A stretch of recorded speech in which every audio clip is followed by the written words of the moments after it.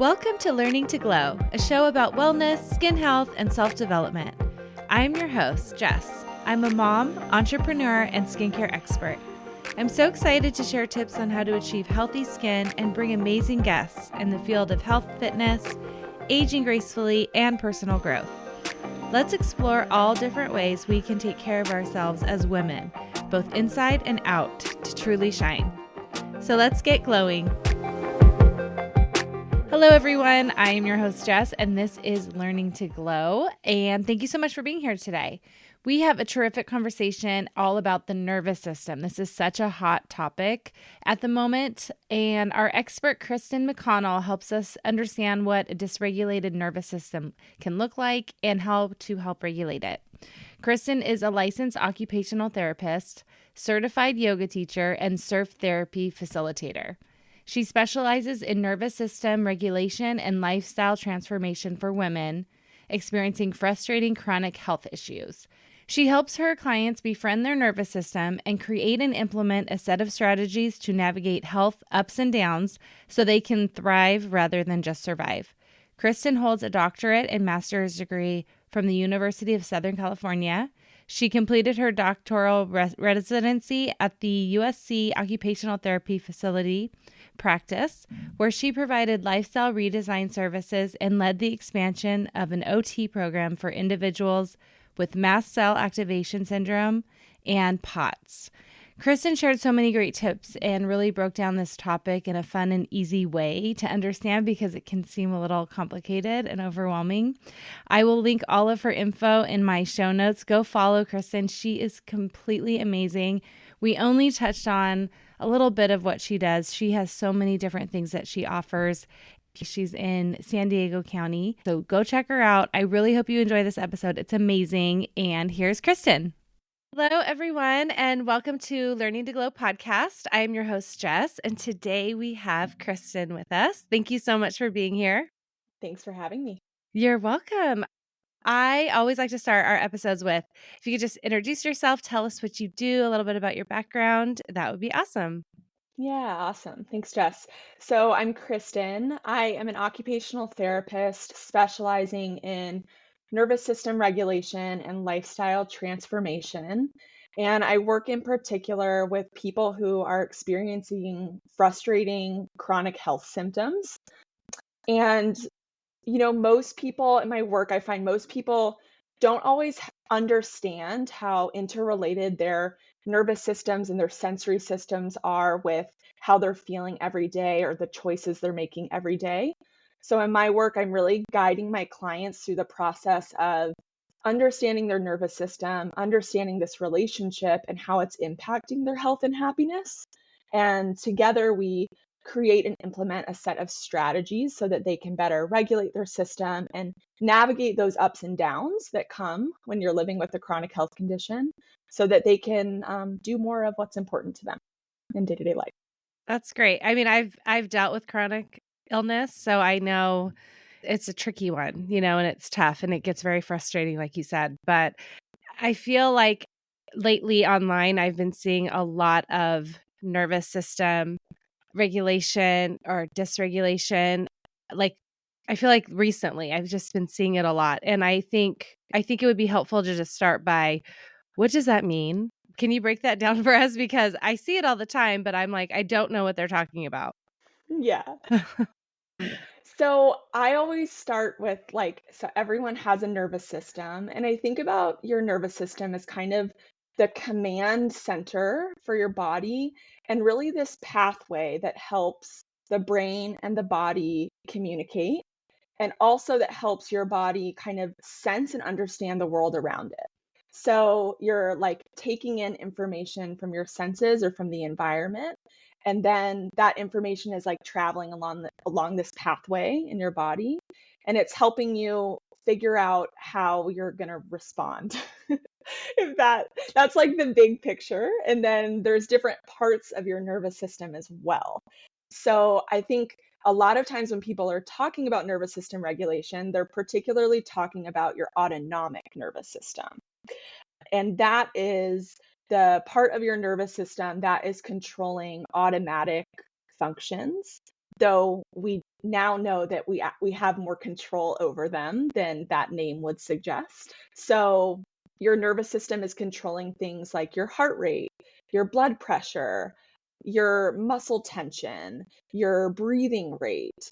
So kind of all these things that are happening in your body that are really easy to take for granted. They're kind of keeping us up and moving and functioning all day long, and we might not be giving a lot of conscious thought to them until we start exploring this work.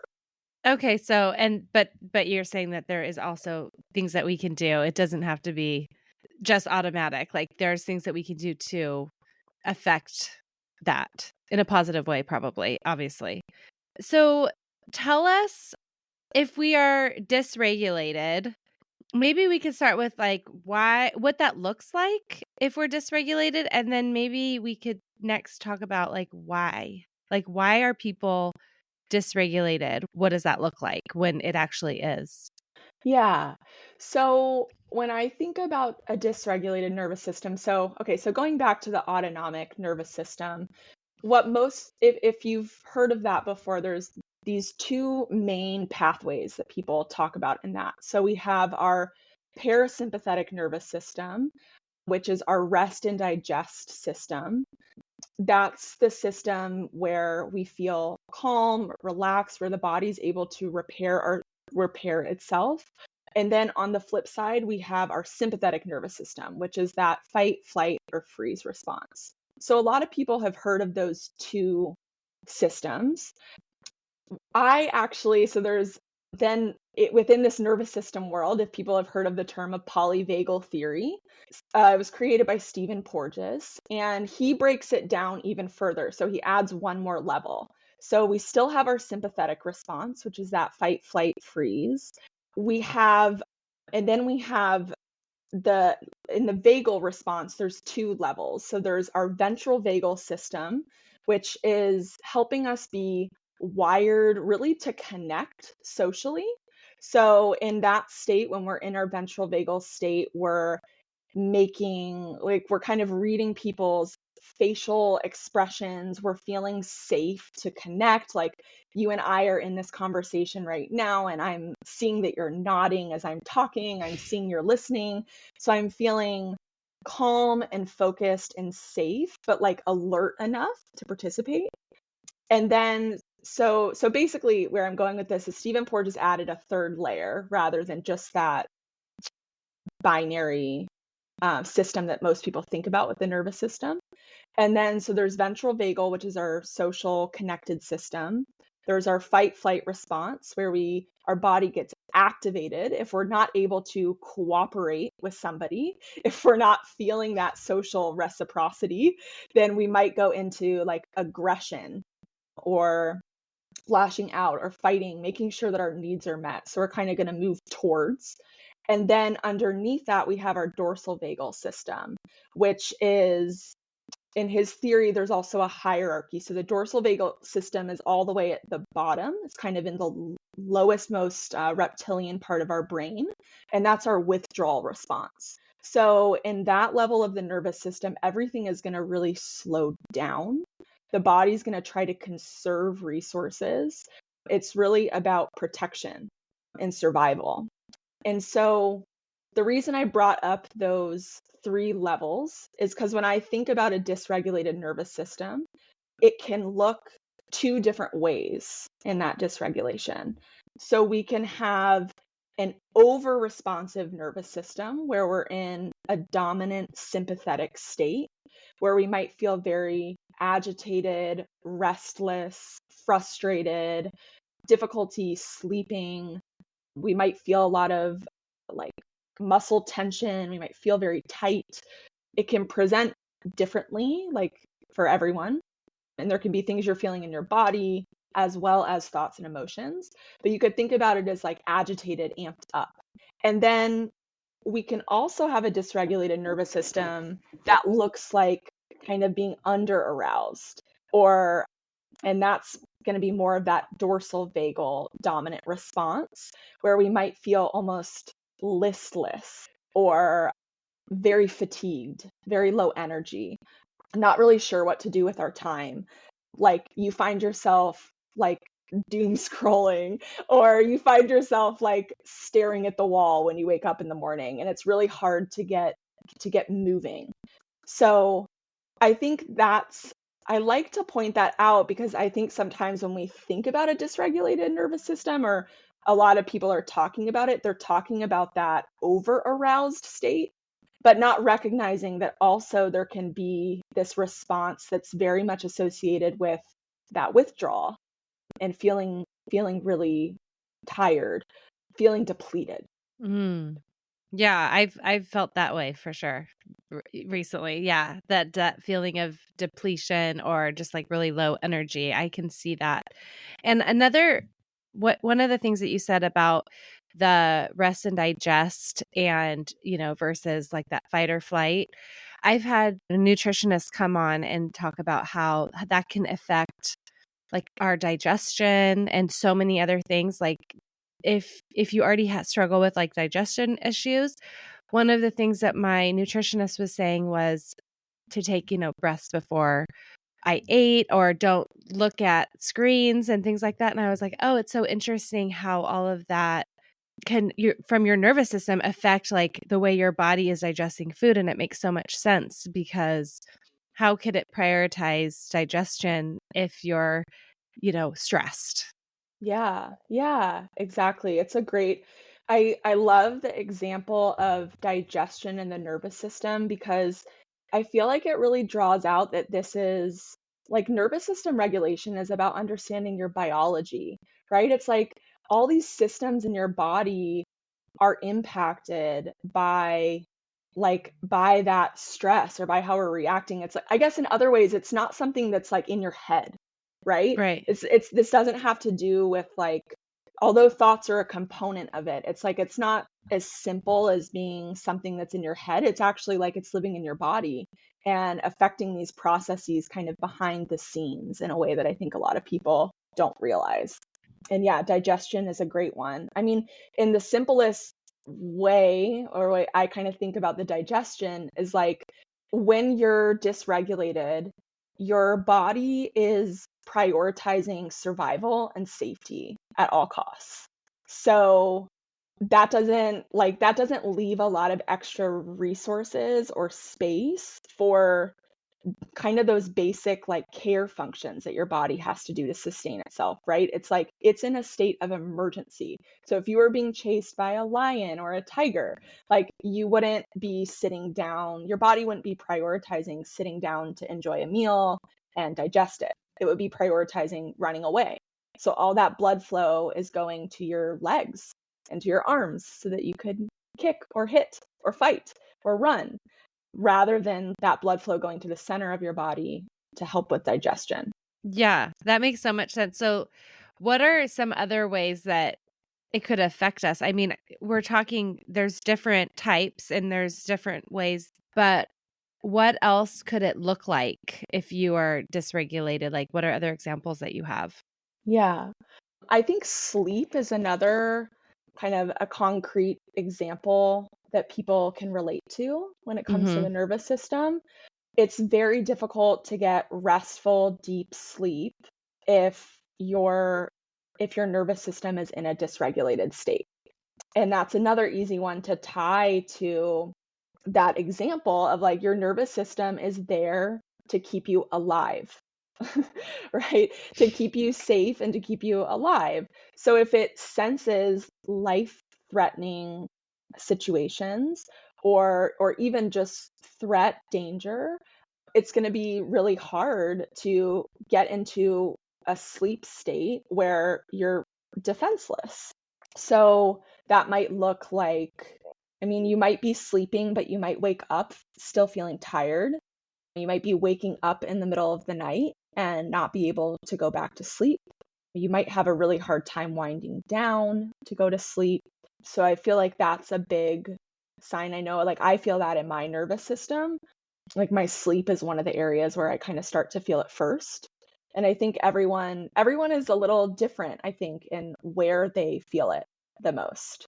Um, Yeah, I feel like that's what a common meme you see from like moms is like Oh, at 2 o'clock in the morning or 1 a.m., my brain is active and my anxiety shows up at that time and I can't go back to sleep. And it's like funny jokes, but it's really, that's such a big one for so many people. And it's such a negative one because if we don't have that sleep, that's a big issue.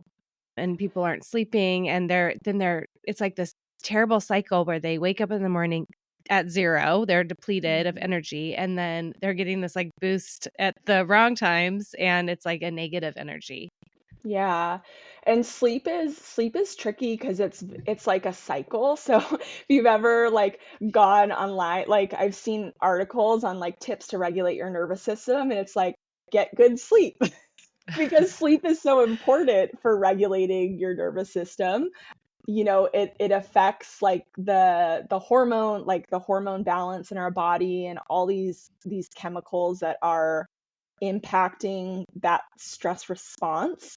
And it's like it's that cycle. So if you're dysregulated, it's really hard to sleep. Of course, there are things we can do, but just to point out that I think a That's lot yeah, of nervous that's system regulation stuff can sometimes feel that way. Or like uh do all these basic things, like eat good food, like get your sleep. which you can't do because your nervous system is dysregulated. It's like Yeah. ouch. Yeah. Yeah, or it's hard to figure out like how to do it, right? Yeah. Like even having the cognitive resources of like how do I make these changes to my routine which would help my nervous system, but like how do I figure that out amidst all the other things that I'm trying to prioritize, especially if life, it really feels like external life is just throwing a bunch of stuff at you. I feel like the example of motherhood that you gave is such a good one. Like so much of your energy is now diverted to keeping a little one alive and adjusting to how that shift in routine has impacted you. It's so huge. So why can we talk about why we're this way? Like why does it get dysregulated? What is the cause of this? Yeah. The cause of nervous system dysregulation? Mhm. Yeah. So, okay, I guess there's two ways of answering this. Like, I'm thinking we could go in the direction of like, what is causing it? Like, what are things that can contribute to it? And then also, I feel like maybe there's a deeper question of like, why are we wired this way? Mm. Like, Yeah. why is it so hard to stay regulated? And I think I come back to again, like everything that your nervous system, so even a dysregulated nervous system state, is there to protect you. So your nervous system is really that part of your body that is trying to keep you alive. It's just, it's a system that is like built for a world that was way less technologically advanced. So, life around us has changed a lot. It's rapidly in so many different ways, like all the stuff we're exposed to, the technology around us, the pace of life. And yet our nervous system is the same nervous system that humans have had for thousands of years. So, and I guess a way of making that tangible is that like your nervous system is wired to respond to threats in the environment. And your nervous system doesn't know the difference between a very real, tangible threat or a perceived threat. So it can't differentiate that classic example that people give of like a bear coming after you.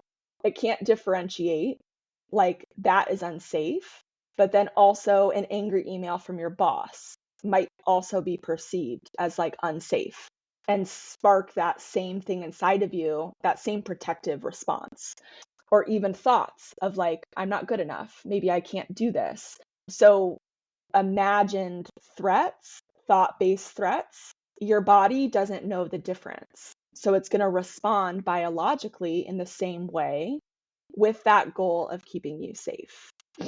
So I guess that's one thing that I think is important to say around the nervous system of like why it's happening. And I found in my work, like, doing this work for myself and supporting other people and understanding their nervous system, I think really remembering that your body is wired for survival, it can take some of the shame out of what's happening as well. Like your body is trying to help you. Yeah, I love the example of the email, because you can get something over text or email or phone call or whatever, and it will cause this real physical response of like, oh, now I'm sweating under my armpits and my stomach is like killing me. And it's like it is such a, your body's reacting to something that is not going to kill you. Yeah. But it acts so extreme, like, to, like you said, to protect us, but it's like, no, like that's not necessary. It's so interesting how it physically affects us. Yes. Yeah.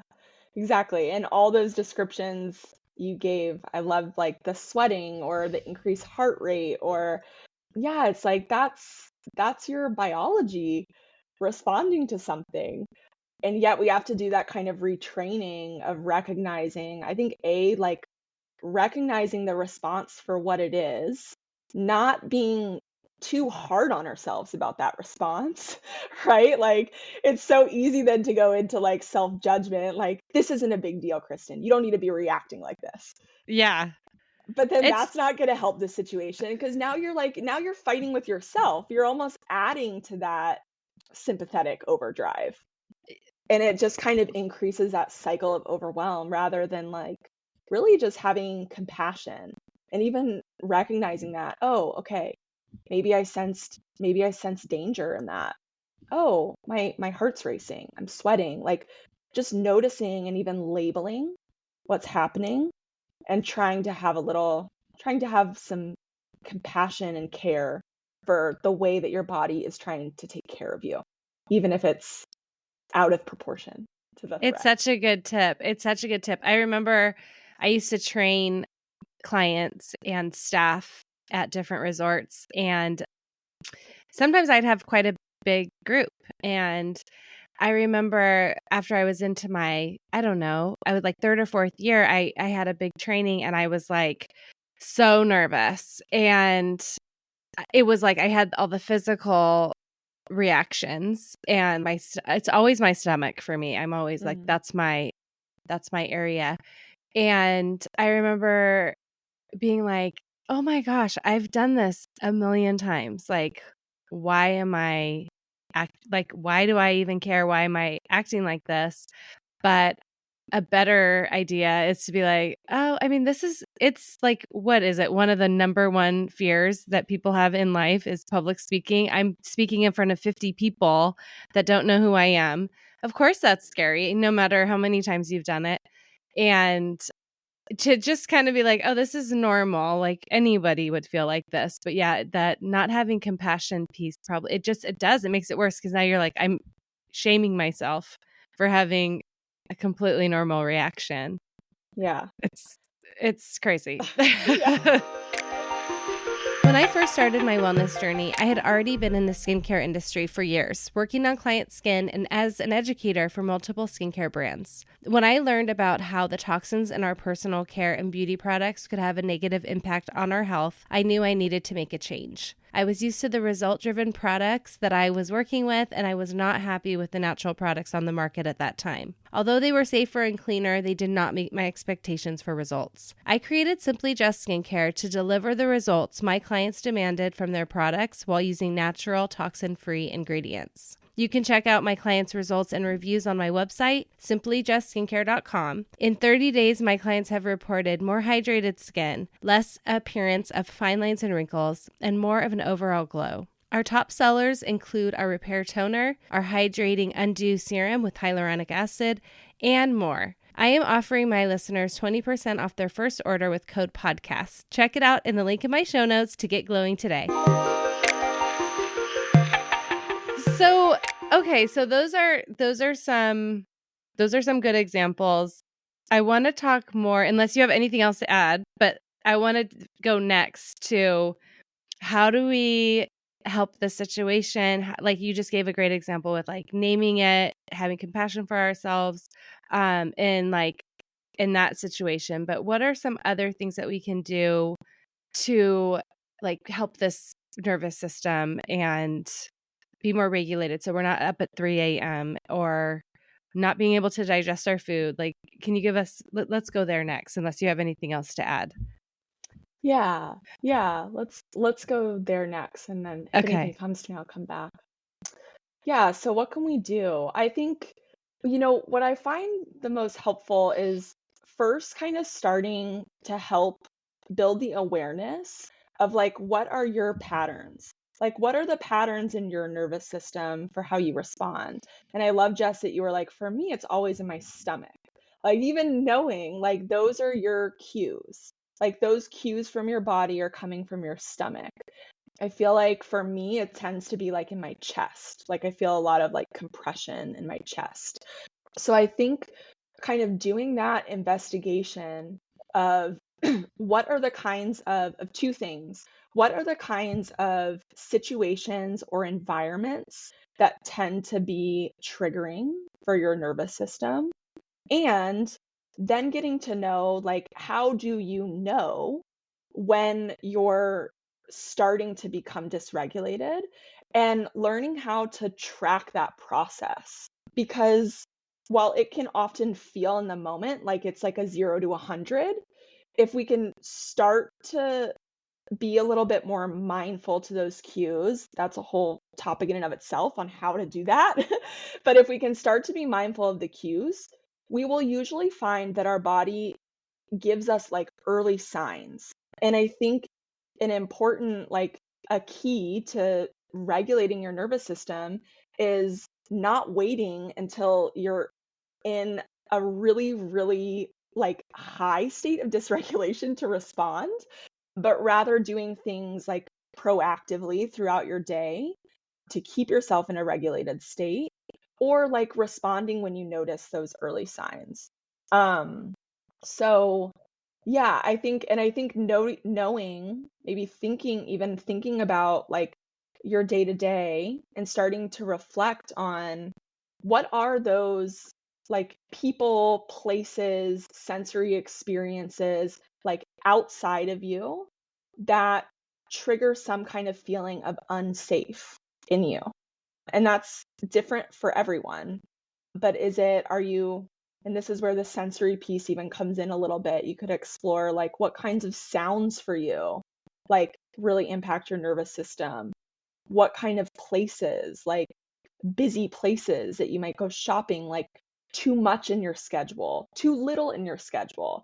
Like seeing if you can identify those patterns of like what in your day to day is happening and like how's it impacting your nervous system throughout the day. Does that make sense? Oh, totally. Yeah, I feel like that's that proactive piece. I'm sure there's going to be times where we have no choice but to be in that situation.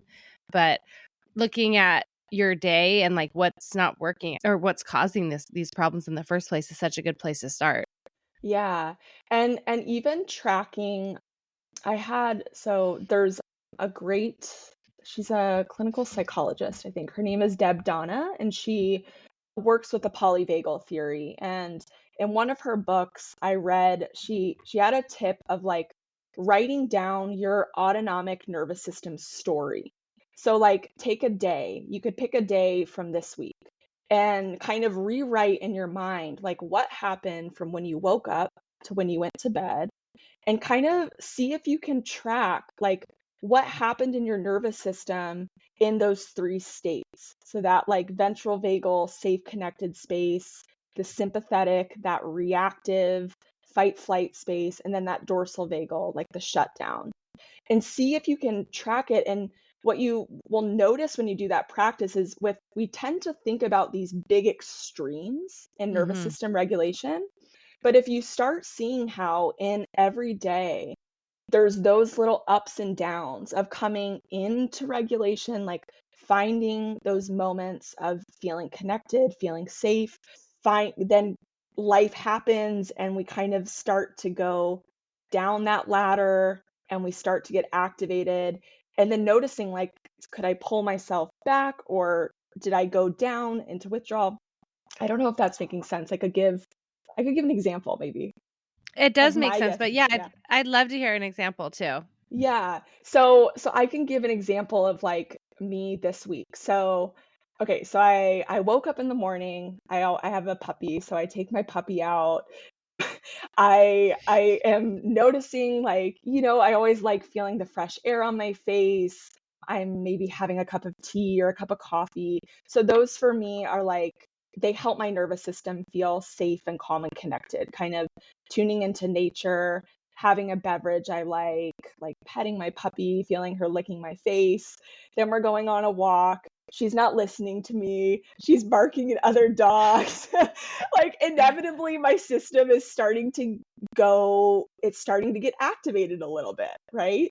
But then maybe I'm able to pull myself back down, like I reconnect. So you can see those little blips in the scale.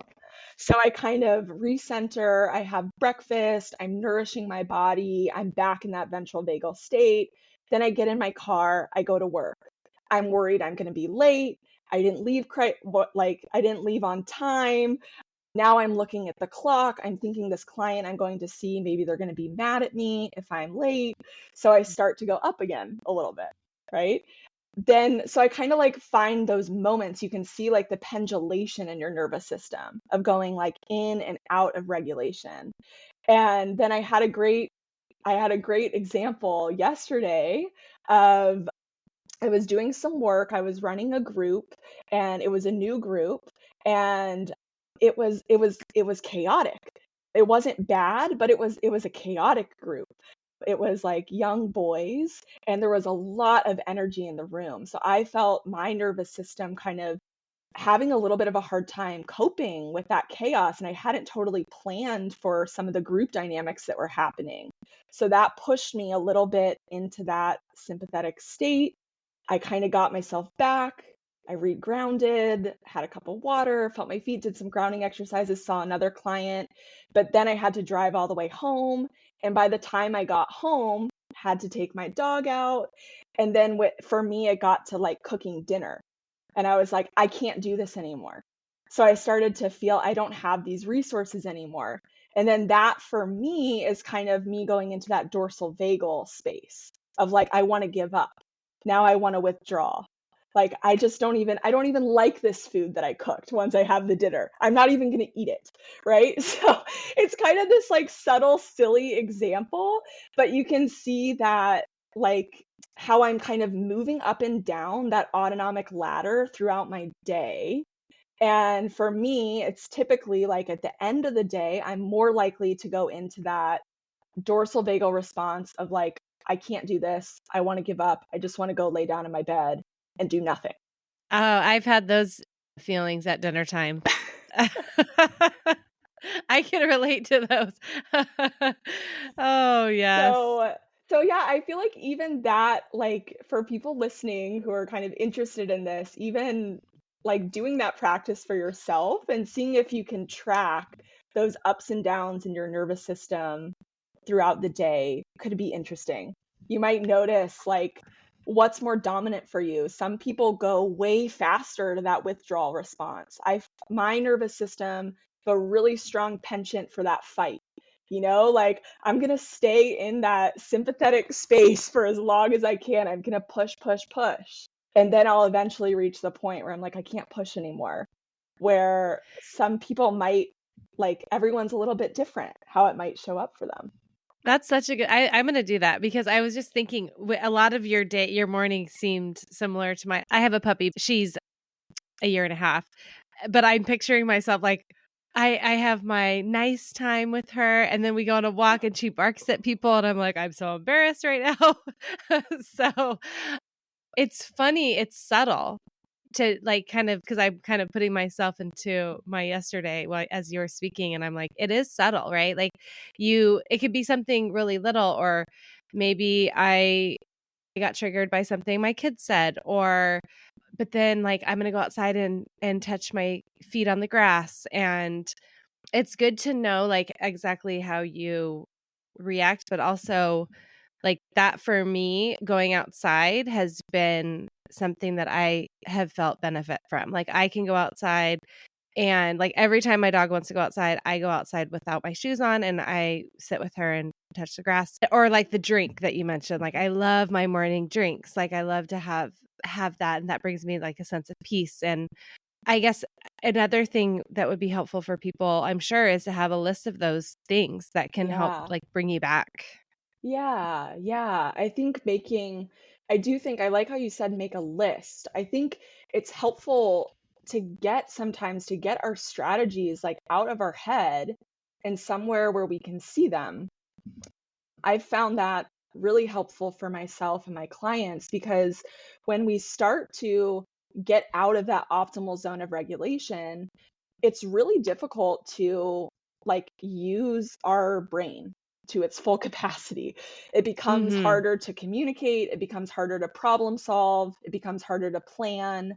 Literally, blood flow is not reaching your cortex in the same way that it is when that stress response is happening in your body, meaning that it's going to be really hard in those moments to stop and like pick a strategy on what you can do.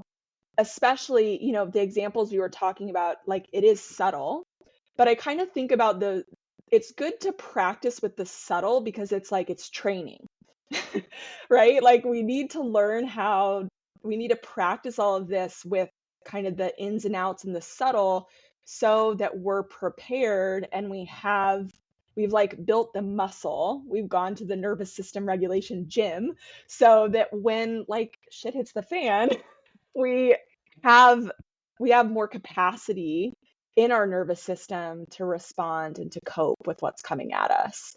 So just to name that in case people listening are like, those are such little examples. Like I know, and especially if we start talking about like chronic health challenges, like those are really challenging things. There's a lot more complexity being added when we're talking about nervous system regulation. And yet I just like people to see like the humanness in this, that everyone is going through this in some way or another. And yeah, I would say a practical, like again, kind of bringing it back to what can people do. I think it can be helpful to write down, like make a list of your like nervous system anchors. Like what helps to anchor your nervous system in that calm, connected, and safe space. And you could think about like who. So I think about like I think it's 5 W's or something. Like who, what, where, when, and how. So you could think about like who are your people that help you feel safe, connected, grounded, including pets. Where are you? What kinds of environments help your nervous system to feel safe? So is it outside?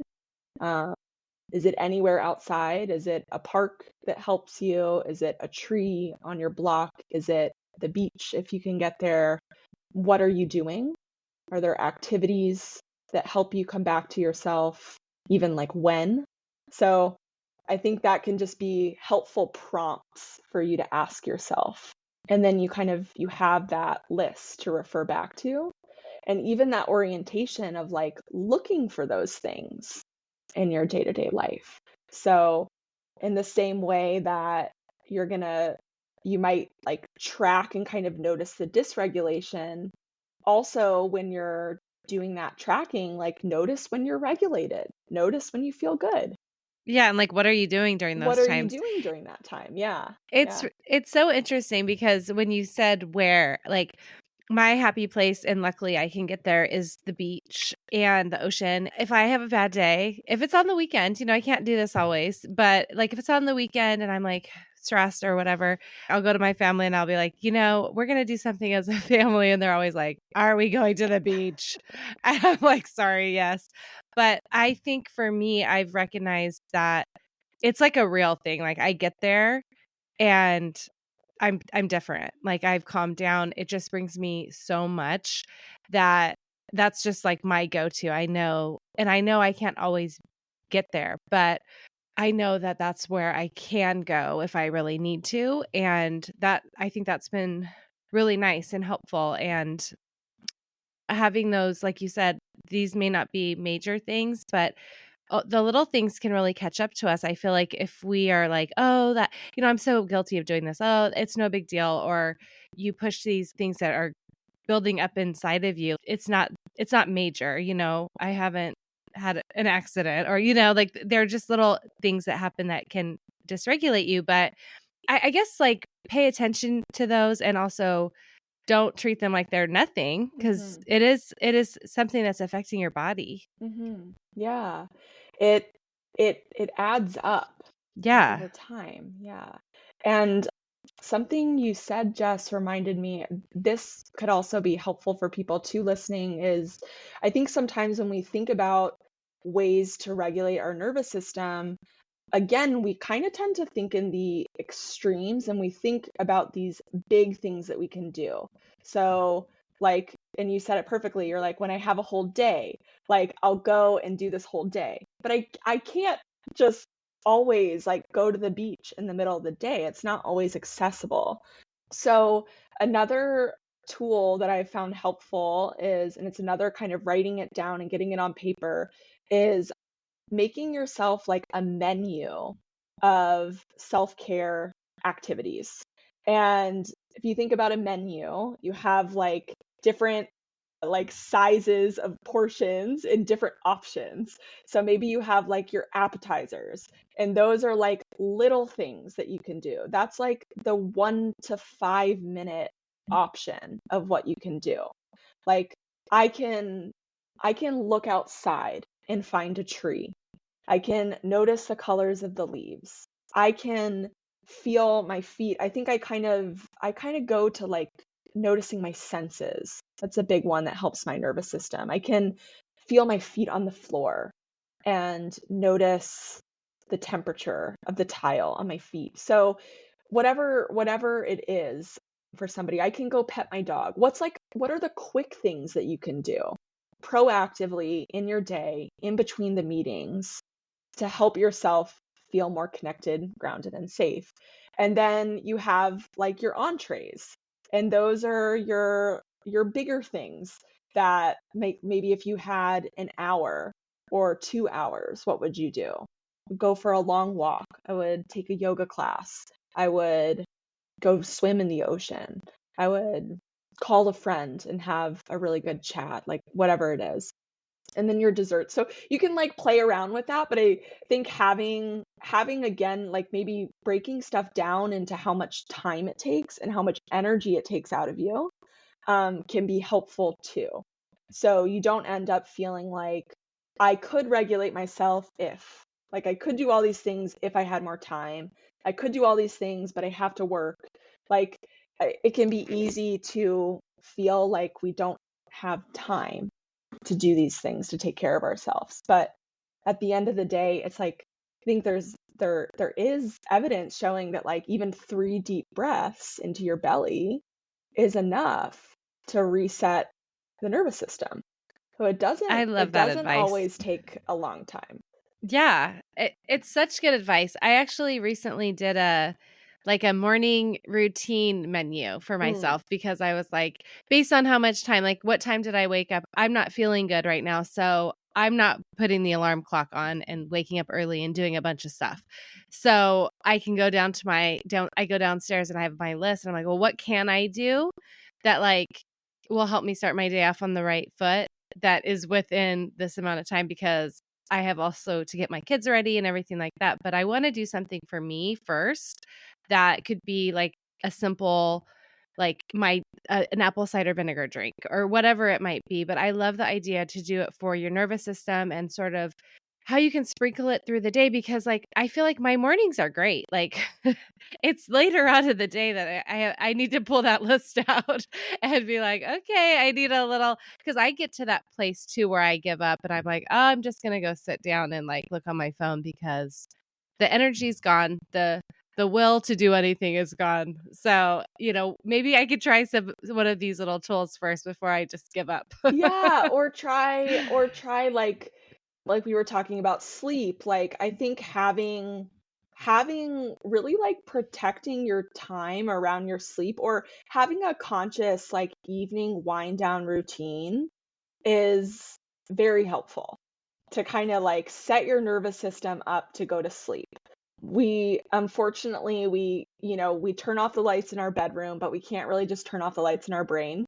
So we have to find some way of like down regulating our nervous system so that we can really feel ready to fall asleep. So I think having like, your morning routine example gave me the idea of like make one of those for your evening. And maybe you write out like, if I had an hour, like this is my really luxurious evening routine. Like if I like, maybe somebody's watching the kids, or if my partner like takes over their bedtime routine, right? If I had all the time in the world, this is what I would do.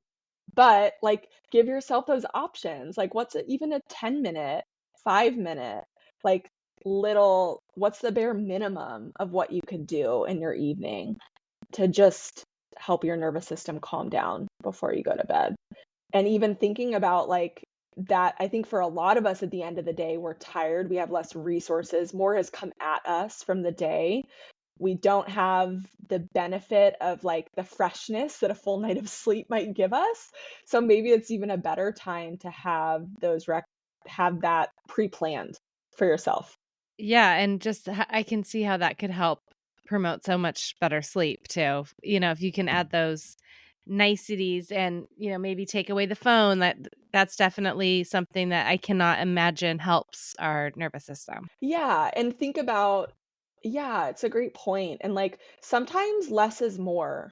So you could also, in the way, I feel like we've been giving a lot of options of what you can pull in, but you could also think about what you could take away. Like Mm. how can you simplify the environment? How can you simplify what's around you? Is it taking away technology? Is it just shutting your computer screen? Is it dimming the lights? Is it drawing the curtains? So thinking about like, I think our environment impacts our nervous system so much. And sometimes that's like, it's an easy place to start. How can like the way your environment looks or feels or smells, like how could you adjust the sensory pieces in your environment to help your nervous system feel more calm? And that's going to be different for everyone, like what that is. Because sometimes we get, Yeah. yeah, it's like we kind of make things really complicated, and sometimes the most powerful things are like setting a boundary or taking something away rather than trying to add a bunch of stuff in. I love that. And I love how you said, for you, it's a lot of sensory things. And the first thing I'm thinking of is I need to grab my lavender at night. And like, I used to do that, but I don't anymore. Or, just put something on my wrist or spray some beautiful pillow spray or something, just like it could take 2 seconds for a lot of this stuff. But I feel like we could keep talking for like another 5 hours about this. So I probably could. I think I mean, we're going to have you back because I don't know if I mentioned this in the beginning, but you do such cool stuff that we didn't even get to talk about that I think would be so interesting to the listener. So you have to come back and we can talk about more of that. But will you mind telling everybody where they can find you, where to follow you, anything that you want to share that you offer? Go ahead and share it with us. Yeah, so you can find me. I am on Instagram. I'm trying to be more active. I'm at Kristin, Kristin MCOT. That's my Instagram handle. My website, you can probably put this in the show notes. I have kind of a I'll complicated put it name. all in the Yeah, show notes. my website is just my name, KristinMcConnell.com. I do write a newsletter, so people could subscribe to my newsletter. It's on Substack, and I write about all kinds of things. And yeah, for my work, I offer free consultation calls. So if anyone, just has curiosities that have been sparked by this or wants to have a conversation about their nervous system or what's going on in their health, I welcome that. And you can find all that in my bio on my Instagram, how to schedule that. And yeah, work with people individually. I occasionally have groups and events, so you can find that on my website as well. both online and in person. So I'll make sure to link all of that. You are incredible. I so appreciate your time today, and thank you so much for coming on. yeah, thank you so much, Jess. This is so fun. Thank you for listening to this week's episode. Please subscribe and review so we can reach more people who want to learn to glow alongside us. See you next time.